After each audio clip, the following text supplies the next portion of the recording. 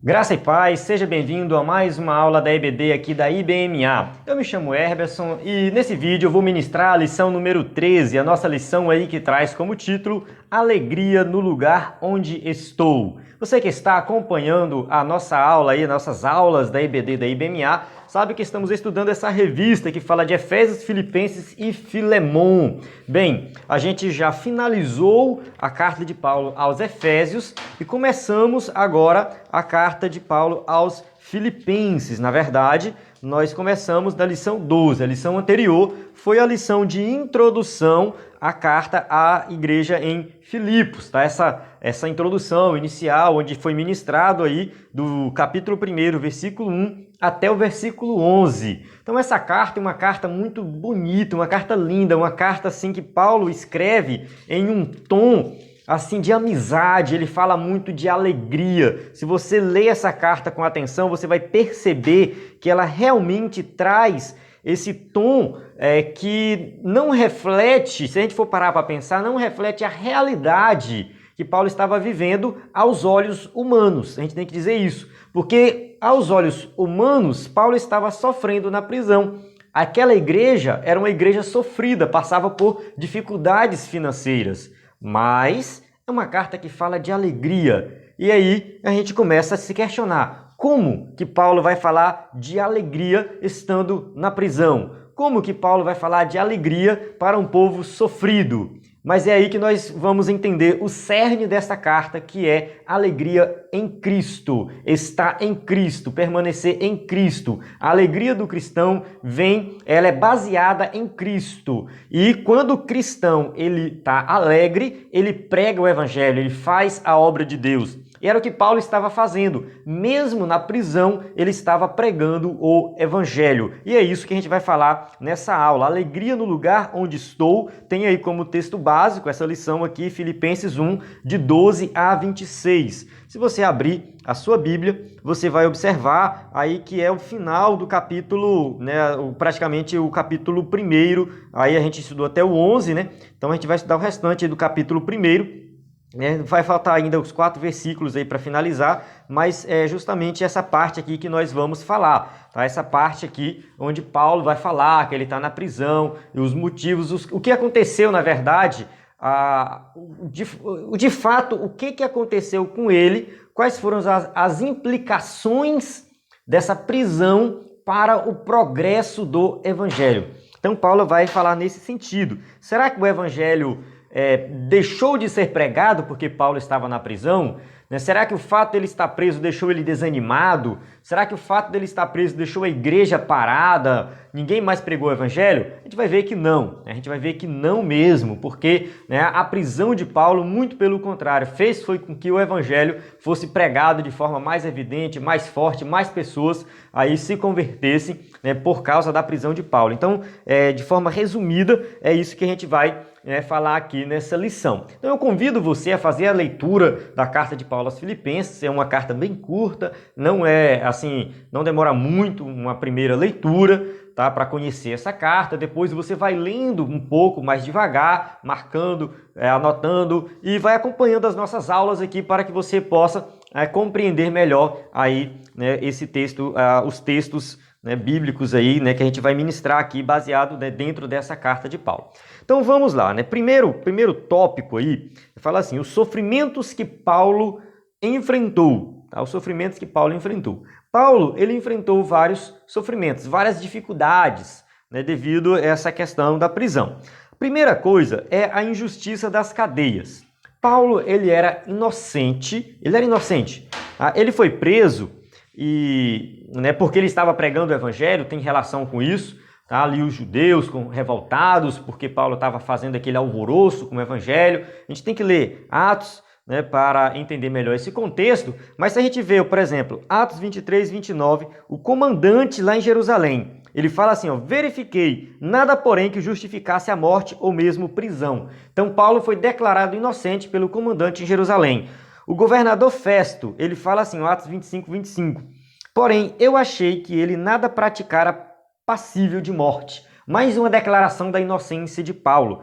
Tá? O rei Agripa, ele fala assim, ó, em Atos 26:31, este homem nada tem feito passível de morte ou de prisão. Então a gente vê aqui 3 pessoas, né, que tinham ali a autoridade política declarando a inocência de Paulo. No entanto, ele foi preso devido a algumas acusações ali e nada a ver, nenhum crime cometido, mas por causa do evangelho mesmo, ele estava pregando o evangelho, judeus revoltados, ele apela para César, por isso que ele é levado a Roma, aí ele está preso em Roma.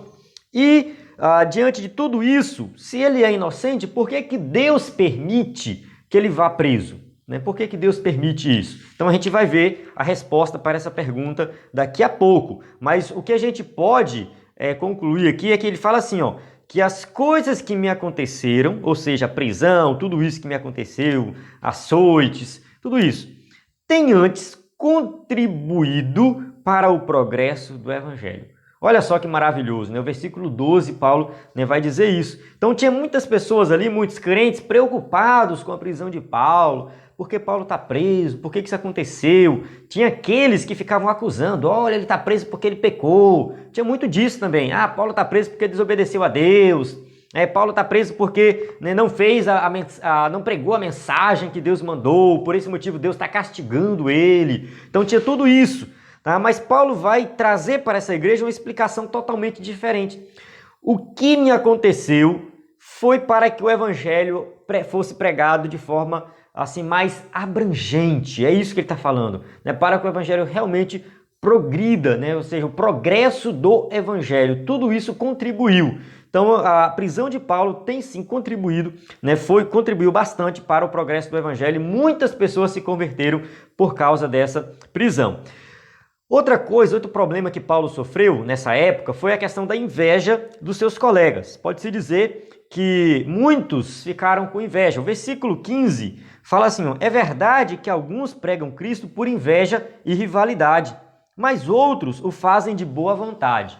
Então Paulo está falando assim, olha, tem alguns pregadores aí que estão pregando por inveja. Tá? São meus colegas, eles pregam o evangelho, estão fazendo a obra, mas pregam por inveja, por ganância, eles querem, né, chamar atenção. Enfim, ele está relacionado, na verdade, com o fato de Paulo estar preso. Mas vamos progredir na leitura bíblica. Fala assim, estes o fazem por amor, tá? Aqueles que fazem de boa vontade, sabendo que aqui me encontro para a defesa do evangelho. Aqueles que pregam Cristo por ambição egoísta, sem sinceridade, pensando que me podem causar sofrimento enquanto estou preso. Então, Paulo está falando assim, uns pregam por amor, pregam porque realmente querem ver as almas, né, se converter e não querem a glória para si, né, querem pregar o evangelho por amor. Outros já fazem por ambição egoísta, sem sinceridade, achando que pode causar algum sofrimento a Paulo. Como se ele estivesse falando assim, olha, tá vendo aquele Paulo lá que, né, tá lá preso, a gente está aqui, né, pregando o evangelho. Paulo é muito rude, muito, como é que se diz, inflexível. Ele já quer logo, né, apelou para César, já foi levado para Roma. Paulo ele não serve para pregar o evangelho. Começaram a criticar Paulo.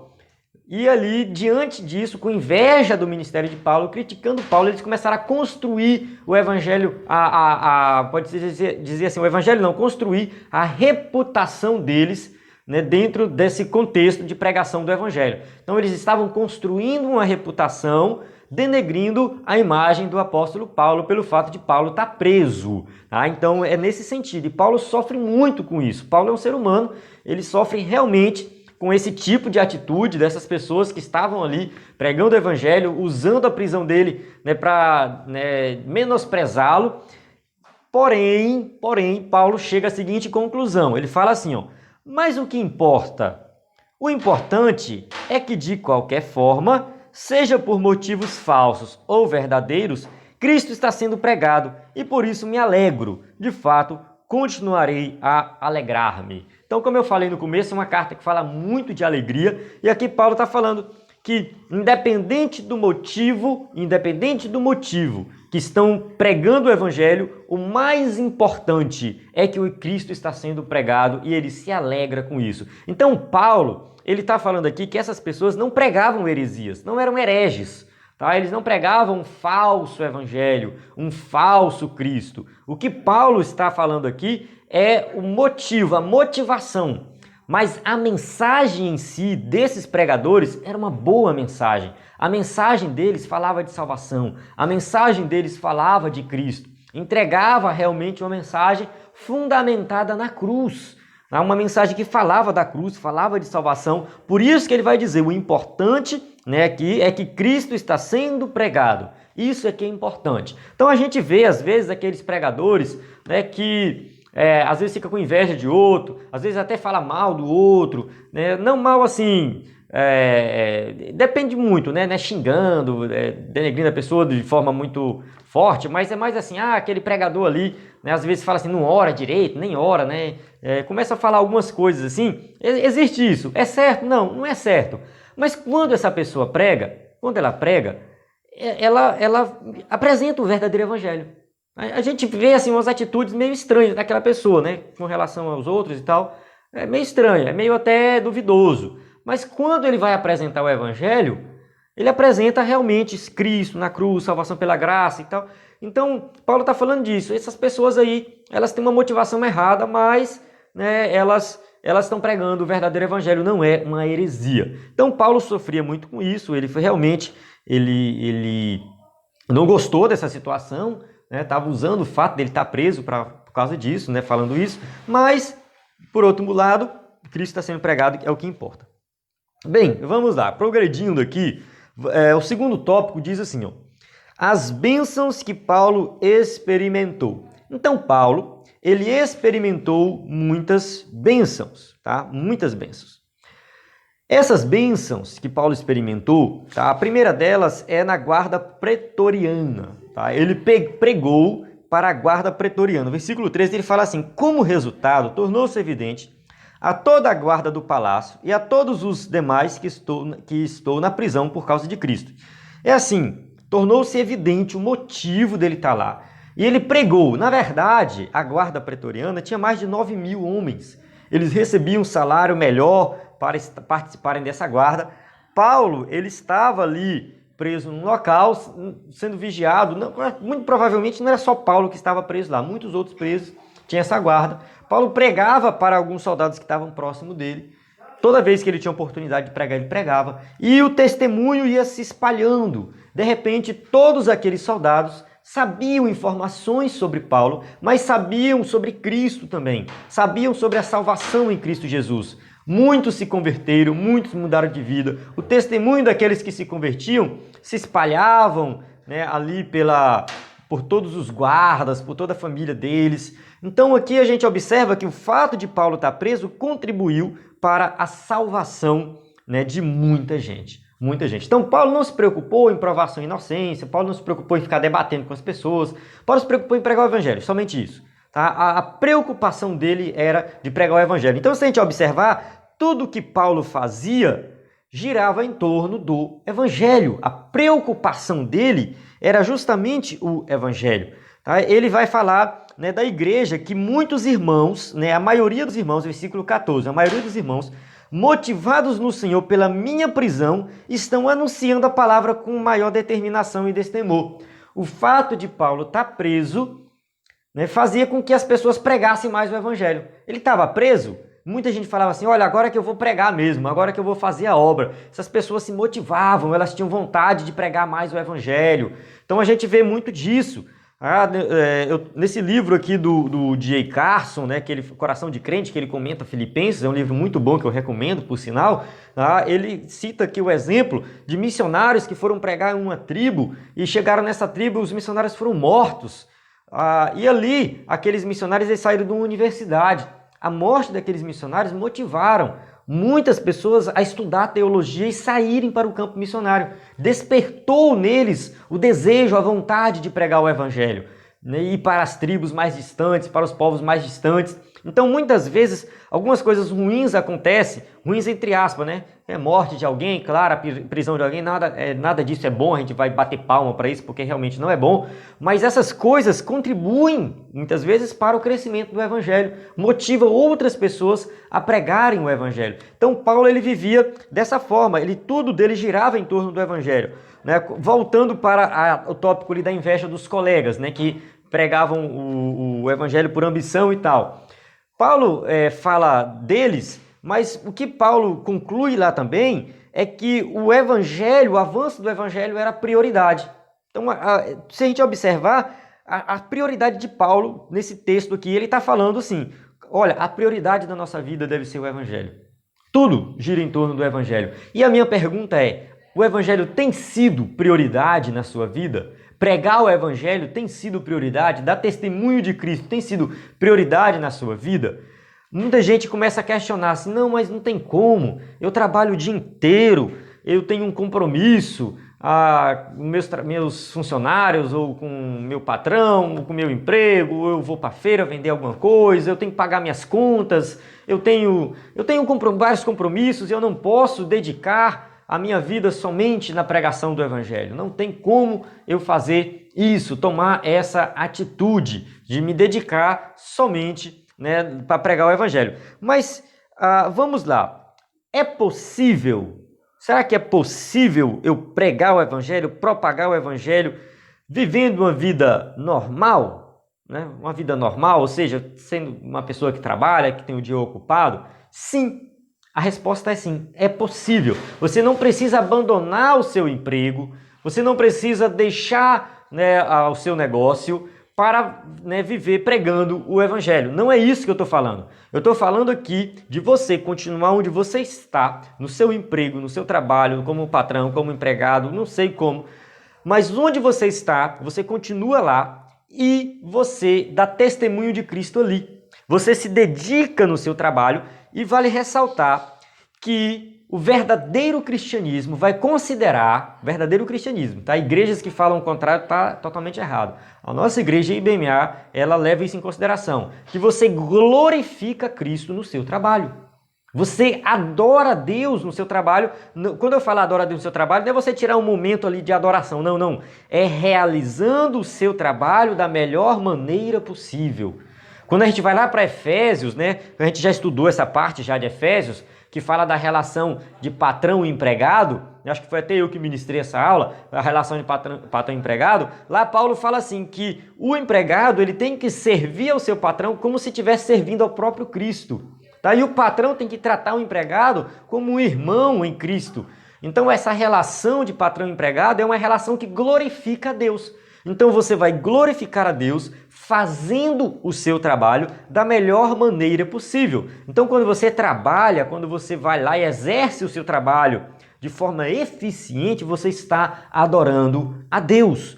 E aí quando você junta isso com o seu testemunho de Cristo, com honestidade, com humildade, apresentando ali uma vida íntegra, você testemunha mais ainda do Evangelho. E quando você abre a sua boca para falar de Cristo para alguém no seu trabalho, para testemunhar, para dizer algo que Deus fez na tua vida, quando você chama alguém para ir para a igreja, você aumenta mais o nível ainda. Então você adora a Deus sim. Dessa forma, você propaga o Evangelho, você contribui para o progresso do Evangelho fazendo a atividade que você faz. Então, essa passagem de Paulo aqui, quando a gente observa aqui a preocupação de Paulo com o progresso do Evangelho, diante da situação difícil que ele estava passando, diante da situação difícil que aquele povo estava passando, então Paulo está preocupado o quê? Com o Evangelho. Ele não está preocupado consigo mesmo, com melhorias, benfeitorias para a sua vida. A preocupação do apóstolo Paulo é com o progresso da mensagem de Cristo para que mais pessoas possam se salvar e Cristo possa de fato impactar a vida das pessoas e a sociedade realmente possa mudar. Certo? Então eu vou encerrar esse tópico 2 aqui, tá? E Paulo, a gente vai aqui falar agora da próxima parte, o versículo 19, né, que ele vai falar aqui da sua própria vida. Tá? Ele vai falar o seguinte, Paulo fala assim, ó, pois sei que o que me aconteceu resultará em minha libertação. Então Paulo não está falando da libertação da prisão, tá? Ele está falando assim, que olha, tudo que eu fiz na minha vida, pregando o evangelho, eu sei que um dia eu vou chegar diante de Deus e vou apresentar a minha obra para Ele. Aí eu quero ser, né, essa pessoa que chega diante de Deus e fala que tá aqui, Pai, né, o que eu fiz para Ti. Aí ele continua, graças às orações que vocês, auxílio do Espírito de Cristo. Aguardo ansiosamente, versículo 20, e espero que em nada serei envergonhado. Ou seja, eu vou apresentar diante de Deus o que eu fiz, e eu não serei envergonhado porque eu me preocupo com o Evangelho e eu quero fazer da melhor maneira possível. Então o cristão tem que ser assim, tá? Ele tem que estar firme em Cristo, pregando o Evangelho, firme no Evangelho, fazendo tudo da melhor maneira possível para ele se apresentar diante de Deus e não ser envergonhado. Pelo contrário, com toda a determinação sempre também, agora Cristo será grande em meu corpo, né? Quer pela vida, quer pela morte. Aí ele começa a falar da morte. Paulo começa a falar da morte, né? Muita gente tem medo de falar da morte e tal, falar de morrer, da possibilidade de morrer, né? E realmente é um tema delicado, tá? Essa questão da morte. Não é um tema fácil de falar, mas Paulo ele não está preocupado com o seu bem-estar, ele está preocupado com o progresso do Evangelho. Então ele fala assim, porque para mim o viver é Cristo e morrer é lucro. Quem é que fala que morrer é lucro? Quem é que fala? Ninguém quer falar de morte, ninguém quer morrer. Ninguém, se perguntar para mim, você quer morrer hoje? Eu falei, não quero. A gente sabe que a gente vai para o céu, que a gente tem algo a mais, nada do outro lado. Eu tenho essa convicção, tá? Eu tenho essa convicção que existe sim vida após a morte, que Cristo vai me ressuscitar no último dia. Mas se me perguntar se eu quero morrer hoje, eu vou falar a verdade, eu não quero, tá? Estou falando de mim. E Paulo tinha esse questionamento, ele traz esse questionamento, ele fala assim, ó, caso continue vivendo no corpo, terei fruto do meu trabalho. Então ele está falando assim, se eu continuo aqui nessa vida, nessa terra, eu posso trabalhar para Cristo, eu posso pregar o Evangelho. Ele fabricava tendas, né? Paulo fabricava tendas. Eu posso continuar fabricando tendas, ajudando as pessoas que precisam de tendas. Eu prego o Evangelho, eu vou nas igrejas, eu visito os irmãos, eu vou com os enfermos. Então, assim, eu produzo frutos. A minha vida aqui nessa terra vai ser uma vida frutífera. A tua vida aqui nessa terra está sendo uma vida frutífera? A gente tem que parar para pensar nisso.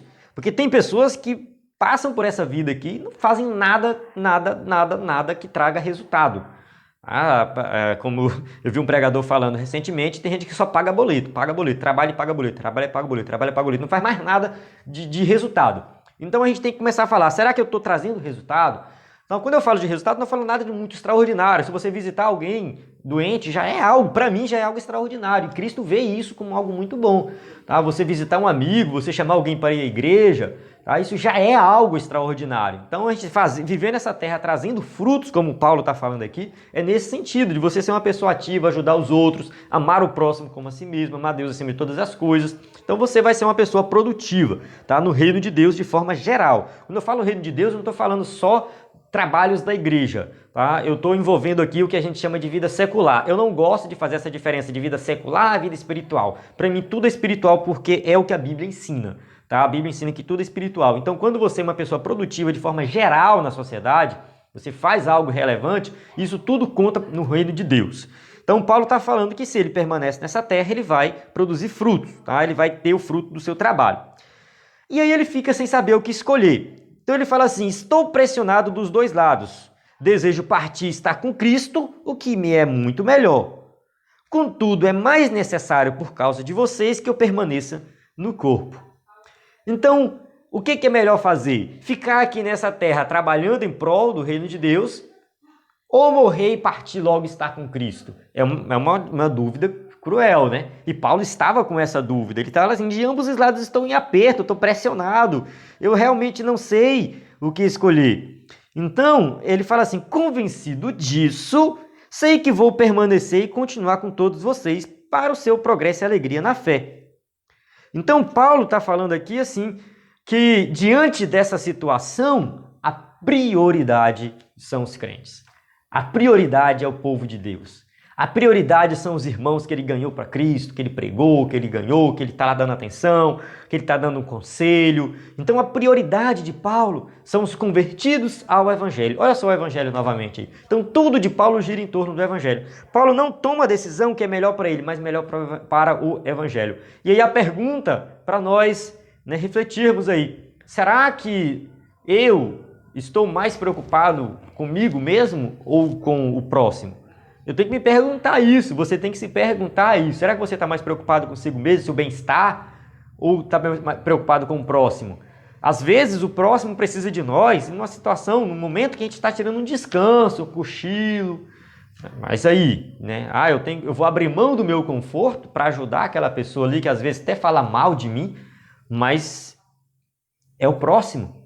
Então, Paulo, ele não se importava com isso. Se a gente olhar, Paulo, ele não estava preocupado se a pessoa falava bem ou falava mal dele. Ele não estava preocupado com o bem-estar. Então, ele levava chicotada, ele era preso, ele fazia um monte de coisa, né? Sofreu naufrágio. E Paulo, ele foi realmente assim, muito sofrido. Tudo isso em prol do evangelho, para ajudar as pessoas que estavam seguindo o evangelho. Então a lógica do reino de Deus é diferente da lógica do mundo. Tá? A lógica do mundo é você se preocupar consigo e os outros é que se dane. Essa é a lógica do mundo. Você primeiro faz para você e se sobrar tempo, se der, você ajuda o próximo. Na lógica do reino de Deus é o contrário. Primeiro eu me preocupo com o próximo, me preocupo com o reino, me preocupo com a obra para depois eu me preocupar com o meu bem-estar. Eu não estou dizendo aqui, tá, daquelas situações onde a pessoa abandona a família, não dá atenção para a família, para ficar na igreja, vivendo na igreja. Tem muito disso e é errado, tá? A gente tem que cuidar da família, porque cuidar da família é ali, ó, é o ministério, tá?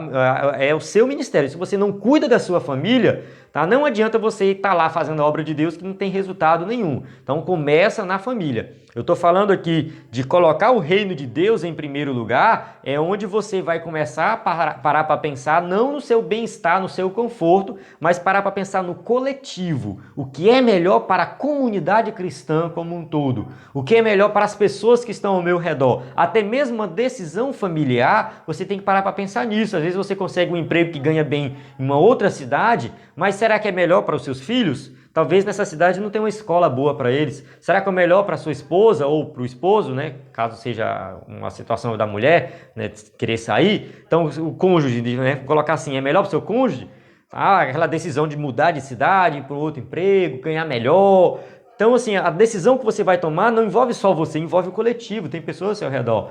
Tá? E aí, quando a gente leva isso para a comunidade evangélica de forma geral, a gente tem que pensar nisso também. Será que essa minha decisão de mudar de cidade, de mudar de emprego, de fazer isso, fazer aquilo, é melhor para o reino de Deus, para as pessoas que estão ao meu redor? Será que Deus não pode me abençoar onde eu estou, do jeito que eu estou? Então a gente tem que começar a parar, assim, para pensar nisso e refletir sobre isso. Então Paulo não tomava nenhuma decisão sem antes pensar nos irmãos que estavam ao redor dele. Então se ele fala que ele acha bom, maravilhoso partir, estar com Cristo, porque isso é muito melhor, ele fala isso, para mim é muito melhor mesmo partir e estar com Cristo. Mas, né, era o desejo dele. Desejo partir, estar com Cristo, porque isso é muito melhor. É o desejo dele. Tá? É o que Paulo quer, partir e estar com Cristo. Mas, por causa dos irmãos, ele prefere continuar pregando para o progresso do evangelho e alegria. Aí usa a palavra alegria de novo, versículo 26, e depois no versículo 25, na verdade, no 26 também, ele fala, né, de alegria, da exultação. Ele fala assim, a fim de que pela minha presença, outra vez, a exultação de vocês em Cristo Jesus transborde por minha causa. Então, alegria em Cristo Jesus. Então, Paulo está ligado assim nesse sentido. Tá? O objetivo de Paulo aqui é nesse sentido de fazer com que, né, a obra de Deus cresça, o evangelho venha progredir e ele em si não precisa ter nenhum benefício, porque ele sabe que no final das contas ele vai partir e estar com Cristo, que isso é muito melhor. Então não morrendo agora, deixando para morrer depois, é muito melhor, porque ele vai ter mais um tempo aqui nessa terra. Amém? Então eu chego aqui no final dessa aula. O que a gente pode observar nessa passagem, que eu convido você mais uma vez a fazer a leitura desse texto bíblico aqui de Filipenses, é que Paulo aqui, né, mesmo em prisão, ele vai escrever uma carta falando de alegria, preocupado com o progresso do evangelho, sabendo que mesmo aqueles que pregam por ambição, o importante é que estão pregando Cristo. Aí ele vai colocar isso, ele vai colocar que muitos pregaram o evangelho por causa da prisão dele, ele estava preso, mas mesmo assim muitos resolveram pregar o evangelho por causa da prisão dele. Então, progressão mesmo do progresso do evangelho. Então, a questão dele morrer, partir estar com Cristo ou ficar aqui na terra fazendo a obra também está vinculado à questão do pregar o evangelho, e isso fica lição para nós. Tá? Será que nós estamos contribuindo para o reino de Deus, para o progresso do evangelho? Será que nossa vida está sendo uma vida cristocêntrica? Será que nossa mensagem, nossa pregação está sendo uma pregação cristocêntrica? Será que os nossos hinos, os nossos louvores são louvores cristocêntricos. Então o cristão ele tem que pensar em todos esses detalhes.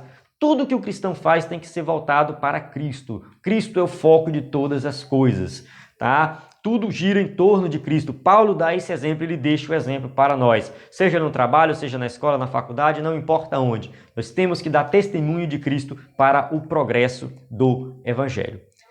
Amém? Vou encerrar aqui. Eu agradeço você que acompanhou essa aula, que assistiu até o final. Muito obrigado. Que Deus possa abençoar ricamente sua vida. Você pode continuar aqui assistindo essas aulas aqui da IBMA, da IBD da IBMA, para a edificação aí da sua vida espiritual. Qualquer comentário, você pode entrar em contato conosco, pode deixar o seu comentário no vídeo, que nós estamos à sua disposição para ajudar no que for necessário. Graça e paz. Até a próxima aula.